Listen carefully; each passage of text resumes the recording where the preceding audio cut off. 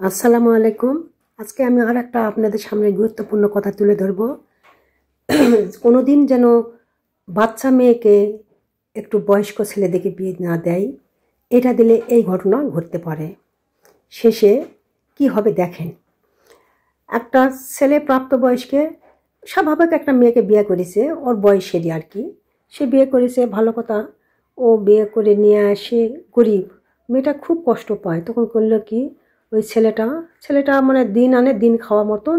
ও একদিন রাতে শুয়ে গল্প করতেছে যে কী করা যায়, রাতারাতি এখানে থাকলে তো আমি জীবনে বড় হতে পারবো না। তখন ও করলো কি, রাতারাতি এক অচেন জায়গা, মানে 2-4 ডিস্ট্রিক্টের মাঝে ওর যেখানে বাড়ি সেখানে নয়, অনেক দূর যায়। রাতারাতি এক জঙ্গলের ভিতর, ঝাড়ের ভিতর এক নতুন কাপড় দিয়ে একটা কবরের মতন করে ওখানে ঘিরে দিয়ে দুই স্বামী স্ত্রী আল্লাহু আল্লাহু আল্লাহু করতেছে। এখন গ্রামবাসী ফজরের নামাজ পড়বা উঠে দেখে এই জঙ্গলে কি আল্লাহু আল্লাহু করে। তখন দেখতেছে যে একটা ছেলে একটা মেয়ে, তখন আল্লাহ আল্লাহ করে। তখন সব গ্রামবাসীর মেয়েরা, সবগুলা ছেলে মেয়ে সব কিছু ভক্তি করে। গ্রামে মেয়েরা তা অন্ধবিশ্বাস করে, সব কিছুতে অন্ধবিশ্বাস। সে তখন করলো কি, ও যখনই দেখে যে ও গ্রামের মানুষ বেশি ভক্তি করা লাগলো, তখন মানে ওর স্যালারিটা আরও বেশি একটু বাড়ে দিল। দিয়ে ওই রাতারাতি মনে করো যে ধুরি হয়ে গেল। কয়েক দিনের মধ্যে, কয়েক মাসে, কয়েক বছরের মধ্যে ও যেন কোটিপতি হয়ে গেল। হওয়ার পর একদিন করছে কি, ছেলে মানুষরা টাকা হলে বিয়ে করবার দৌড় মারে। তখন টাকা হয়েছে, বড় বউয়ের আর কোনো গুরুত্ব নেই। তখন যায় ওর মেয়ের বয়সে একটা মেয়েকে বিয়ে করে নিয়ে আসছে। সেই মেয়ে আসে আর ঘর করে না। বাবা মা জোর করে দিছে যে এক পীর পয়গাম্বরের সাথে বিয়ে দিচ্ছে, যতই বৃদ্ধ হোক, তারপরেও আমার মেয়ে তো মনে করো যে ভালো থাকবে। এতে কিন্তু ও ভণ্ড পীর, ও তো পীর না, ও তো ভণ্ড। তখন ওই মেয়েটা বুঝতে পারিছে, মেয়েটা কখনো ওর ঘরে যায় না, ও আশপাশ যায় না, ও মারে পিটেও যায় না। তখন করলো কি, একদিন ওর মাজারে নিয়ে যায়। সকলে গ্রামবাসী সবাই বলতেছে যে মাজারে নিয়ে যায়, বাঁধে রাখলে হয়তো সেখানেও হয়তো আল্লাহ পাক তাকে ভালো করে দিবে। কিন্তু আল্লাহ পাক তো অন্যায় কিছু করে না, এই জন্য আল্লাহ পাক তাকে আর ভালো ওইভাবে করে দেয়নি। করেছে কি, মেয়েটা প্রায় মারে নিয়ে যায়, ওই মাজারে বন্দি করে থুয়ে আসে। মাজারে নিয়ে যায়, থুয়ে আসে, ওখানে থাকে। কিন্তু মেয়ে কখনো ওর দিকে চোখ তুলেও তাকায় না। এরকম করতে করতে অনেক দিন পার হয়ে গেল, প্রায় মাস দেড়েক হয়ে গেল। এদিকে করলো কি, ওইদিকে ও ধনীর মানে টাকার শেষ নেয়। ছেলে মানুষরা টাকা হলে সব কিছুই করে। তখন ওই বড় বউয়ের কথা না শুনে আবারও ওই মেয়েটার পিছু, আবারও মনে করে যে বান্ধে, মানে অনেক কিছু অত্যাচার করেছে মেয়েটা, কিন্তু মেয়েটার মন পায়নি। শেষে ওকে বলে, ওর বড় বউ বলে যে তুমি যে এই ছোট্ট মেয়েটার বিয়ে করে নিয়ে আসছো, ওই মেয়েটা তো তোমাকে মূল্যই দিচ্ছে না। এই মেয়েটা যদি এখন মারা যায় তাহলে কি হবে তোমার সম্পদ দিয়ে? তোমার সম্পদ দিলে তোমার থাকবে, কিন্তু মেয়েটার জীবন তো তুমি আর ফেরত পাবে না। তাই বলতেছে, ধান দিয়ে তোমার কি হবে, জান যদি না থাকে। এই কথাটা ওর বড় বউ বলল। বড় বউ বলার পর করলো কি, বড় বউ কেন ঝাড়ি মারে সরে দিলাম, সরে দেও। বড় বউ ভয় আর কিছু বলেনি। এইদিকে ওই মেয়েটা দিন যায় ক্ষণ যায়, খায়ে না খায়ে করলো কি, একদিন মারা যায়। ছোটো বউটা মারা যায়। ওইদিকে ও মারা গেছে, ওর কোনো বুড়ো কেঁপে না, মারা গেছে, ওর তো বউ আছে। ওটা উপরে তো টাকা হয়েছিল ওইদিকে বিয়ে করেছে।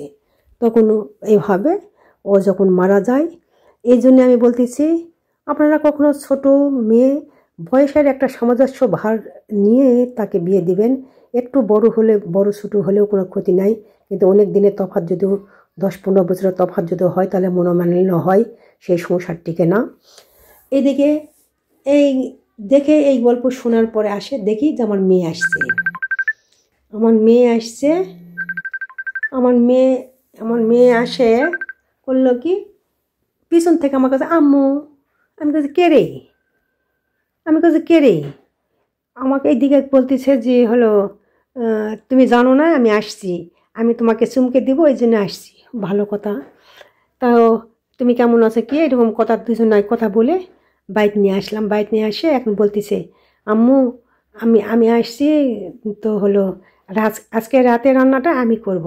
ভালো কিছু কাচ্চি বিরিয়ানি আমার আমার ছোটো ভাই পছন্দ করে, ওকে কাচ্চি বিরিয়ানি রান্না করে খাওয়াবো। মা কী কী লাগবে আমাকে বলো, আমি আনে দিচ্ছি। তখন এই কাচ্চি বিরিয়ানির মশলা টশলাগুলা কী লাগে, মাংস টাংস এগুলা কী লাগে, ও আমি আমার ছেলেকে লিস্ট করে দিলাম, ও বাজার থেকে আনে দিল। ও নিজে হাতে রান্না করতেছে, 3 দিন থাকে বলতেছে যে আমি 3 দিনই রান্না করে আমার ছোটো ভাই তোমাকে খাওয়াবো। আম্মু ও ঠিক আছে মা, আমি সব কিছু জোগাড় করে দেবো, তুমি খালি রান্না করো। এই যে কাচ্চি বিরিয়ানি রান্না নিজে হাতে রান্না করেছে, কিন্তু আমার মেয়ে নিজে হাতে রান্না করিচ্ছে। আর বলে জি মা, তুমি এমন একটা মা যে সত্যি তোমার সন্তানেরা তোমার আসলেই ভক্তি করার মতন। তুমি তোমার সন্তানেরা তোমার বন্ধুর মতন আচরণ করো, যার জন্য তোমার কাছে খোলামেলা সব কিছু গল্প করতে পারি। তেমন বলছে হ্যাঁ মা, তোমার বাবা নেই তো, এই জন্য আমি তোমাদের সাথে খোলামেলায় গল্প করি। সমস্যা হলে আমাকে তুমি সব কিছুই বলো, যা যা তোমার সমস্যা হবে আমাকে বলো, আমি তোমাকে সলভ করে দিব। বলতেছে আমার মায়ের মতন মা থাকলে আমি আর কিছু লাগে না। ও ঠিক আছে মা, তুমি অত অত সুনাম করতে হবে না, তুমি আমাকে বলো, আমি তোমার এই সমস্যার সমাধান করে দেবো। এদিকে বিরিয়ানি রান্না করি, ওর ভাইকে বলতেছে ভাইয়া যাও তুমি আরচি নিয়ে আসো, আর নিয়ে আসছো, দই নিয়ে আসো। আরচি আর দই নিবার আমার ছেলে গেল, নিয়ে আসে। ওর ভাইকে বলতেছে যে ভাই আজকে আমি রান্না করছি, দেখো আম্মু তো ভালো করে রান্না করে তোমাকে দিতে পারেনি, আজকে খাও, খালি তুমি বুঝতে পারবে, দেখো কত স্বাদ করে রান্না করেছি। তখন আমার ছেলে বলতেছে আবু, আম্মু পাড়াহুড়া করে রান্না করে স্কুলে দৌড় মারে, ওই জন্য ভালো কিছু রান্না করে দিতে চায় না, খালি মেজাজ দেখায়, রাগ করে। ওই আম্মু আর কতই করবে ভাই, সারা জীবন করতে করতে আম্মুর একটা ক্লান্তি আসে গেছে, এই জন্য আম্মু করতে পারে না। ঠিক আছে, আমি যে কদিন থাকবো তোমাকে আমি রান্না করে খাবো, এইরকম বলে। তারপরে এই যে বেরেস্তা করে নিল, আমাকে বলতেছে আমি খালি পেঁয়াজটা একটু নাড়ো, না আমি কিছু পারবো না, আবার হাত দিলে বলবে খারাপ হয়ে গেছে, তুমি নাড়ো। এই যে 2 চলা ধরে দিয়ে ও আমার কাচ্চি বিরিয়ানি রান্না করেছে, কি সুন্দর, এই যে হয়েই গেছে। এখন আমার ভাইকে খেতে দিচ্ছে, ভাইকে খেতে দিবে,